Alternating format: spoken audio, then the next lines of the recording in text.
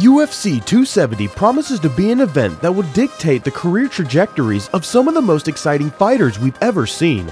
Welcome to SportskeedaMMA, where we will talk about how 2022 might look like for these three UFC 270 fighters. Ilia Topuria will climb the featherweight mountain. The MMA gods have officially cursed the fans. Ilia Topuria versus Movsar Evloev could have been the most ridiculous matchup ever seen. Two undefeated prospects outside the top 10, both with world-beating skill, just to be kicked off 2 weeks before the event. What a shame.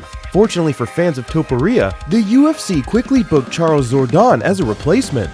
El Matador found his finishing groove after his UFC debut decision win over Youssef Zalal. Since then, he brutally put down Damon Jackson and elite jiu-jitsu wizard Ryan Hall to bed, and even tucked them in for good measure.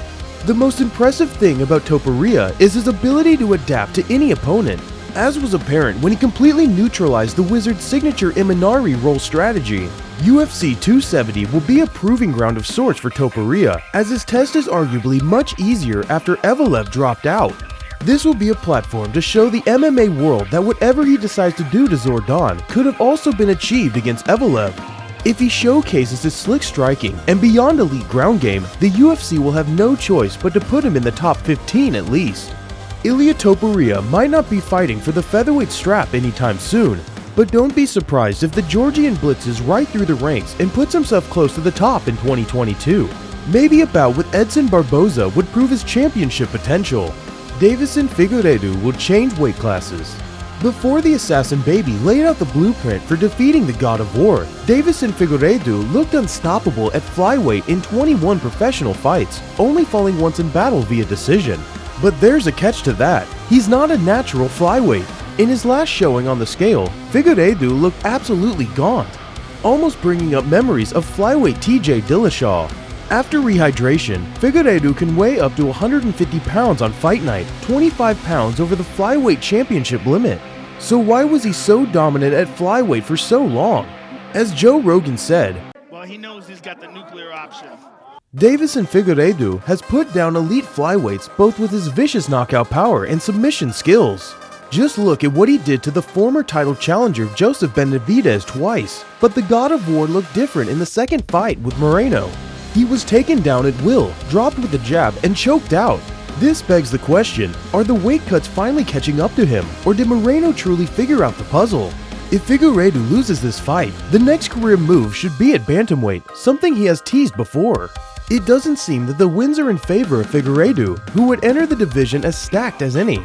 But can he actually hang with the likes of Petr Yan and Corey Sandhagen? Time will tell.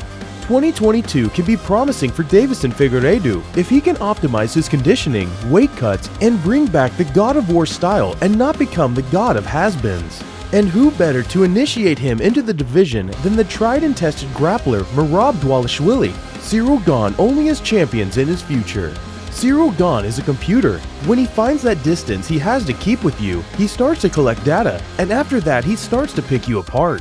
These are the words of UFC heavyweight champion Francis Ngannou's former coach and interim champ Ciryl Gane's current coach Fernand Lopez. Despite Francis Ngannou seemingly looking past the tough opponents he's had to date, it's very clear that the Frenchman with the fundamentals is not doing the same. Gane, the man who arguably changed the standards of heavyweight MMA, is aware of the stories. He is also aware of the Predator's power and improvement, but has his own plans. What exactly makes Ciryl Gane confident that he can neutralize Ngannou's power?